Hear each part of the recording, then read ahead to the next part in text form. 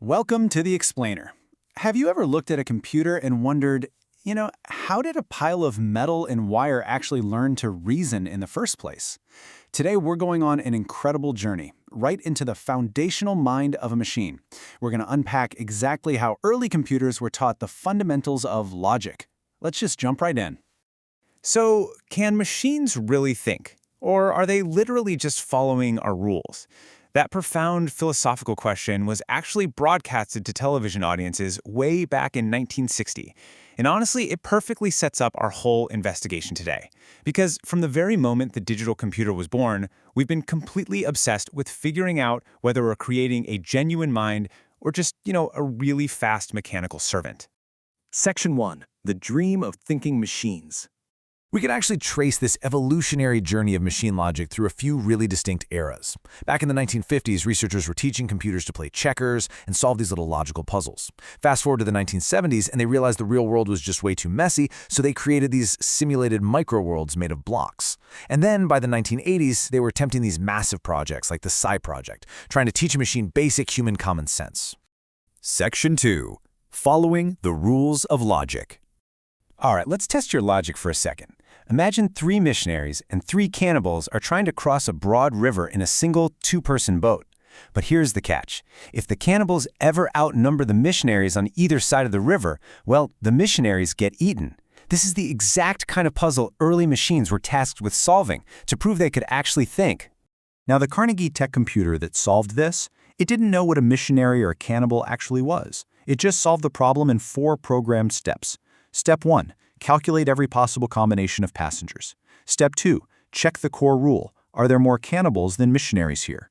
Step 3. If yes, discard that move as a deadly error. And Step 4. Record the safe sequence. It solved the whole problem purely by assessing probabilities and checking off rules. It had absolutely zero real-world understanding of what it was doing.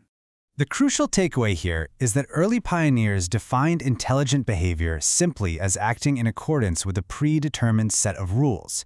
Doing this often resulted in complex problem-solving actions.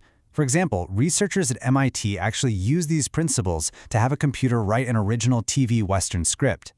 They had it track a robber and a sheriff, and they gave the robber an inebriation factor. Basically, the more the robber drank, the more his behavior rules shifted to make him act less intelligently. Pretty wild, right?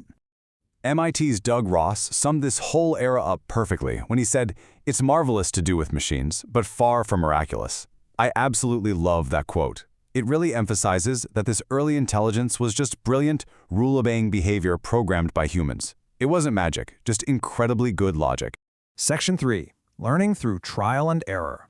Now, I want you to meet Theseus. Theseus was this tiny robotic mouse created by mathematician Claude Shannon over at Bell Labs.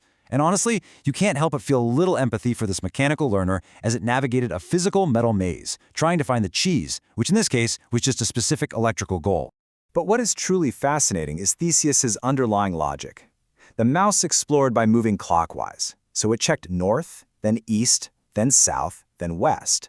Through simple trial and error, it eventually found the goal. But the real magic was that it actually remembered the correct path. How? Well, its brain wasn't inside the mouse at all. It was this massive bank of telephone relays hidden behind a mirror. If you moved the maze walls, Theseus would sense the change, discard the obsolete information, and update its relay brain with the new path. But, of course, there was a massive limitation. Just compare the hardware for a second. The human brain has roughly 10 billion interconnected neurons.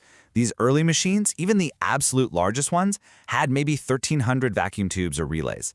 Because of this stark hardware contrast, early researchers decided to completely bypass trying to copy biological brains.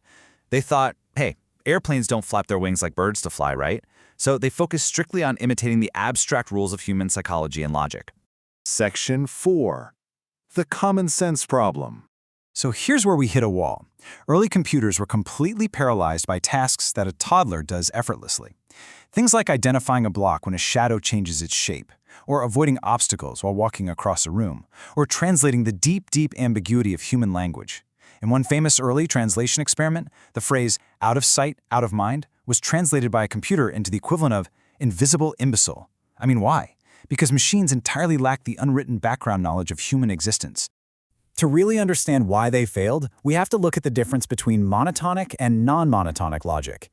Early machines used monotonic logic. This means rules always apply. If you add new facts, the old conclusions remain perfectly true.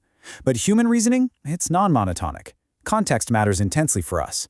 A brand new fact can completely invalidate everything we previously concluded. Computer scientist John McCarthy brilliantly illustrated this with a birdcage analogy. So, step 1, I ask you to build a birdcage. Step 2, because you're a human, you instinctively assume birds fly, so you put a top on the cage. Step 3, I give you a new fact. My bird is a penguin. Step 4, using non-monotonic logic, you instantly adapt, overriding your previous assumption, and you realize you don't actually need the top.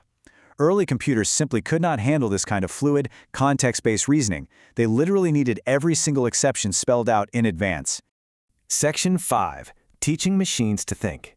So researchers tried building what they called expert systems. They gave computers incredibly deep but narrow knowledge. An expert system could diagnose a complex blood disease better than a human doctor, but they were incredibly brittle. If you asked that brilliant medical computer what a patient was or what a germ actually was, it would completely crash. It had no broad, shallow common sense, like simply knowing that if you drop a block, gravity makes it fall. This realization led to the Psych project in 1984, spearheaded by Doug Lenat in Texas. And this was a wildly audacious manual approach. The idea was to literally type out the 10 million unwritten rules of common sense, like when it rains you get wet or people don't have electrical parts. They wanted to feed these millions of rules into a massive database to create a purely disembodied reasoning mind that could finally understand context. Conversely, the connectionist movement revived the neural network approach. Instead of writing rules, they went right back to biology. They mimicked the brain's interconnected neuron structure. They built machines called perceptrons and fed them thousands of examples, like photos of faces or data on steering a car. By letting the machine adjust the electrical strengths of its own connections trial after trial, it learned organically. In one amazing case, a network learned to correctly pronounce the phrase grandmother's house overnight simply by adjusting to its own errors. Whether it's through massive databases of common sense or complex neural networks mimicking the human brain, the stakes here are incredibly high. Doug Lenat captured it perfectly. The payoff will be in the form of passing the Turing test, doing things that today people can't dream of doing. If we can finally crack this common sense code, we won't just have fast calculators, we're going to have true intelligence amplifiers. Which leaves us with a final, pretty provocative question. If a machine finally masters common sense, correctly navigating all of our unwritten rules in fuzzy context, will it merely be calculating those probabilities perfectly? Or will it have finally crossed a threshold into true understanding? Think about that for a bit. Thank you so much for exploring the fascinating history of machine logic with me today in this explainer. Keep asking those great questions, and I'll see you next time.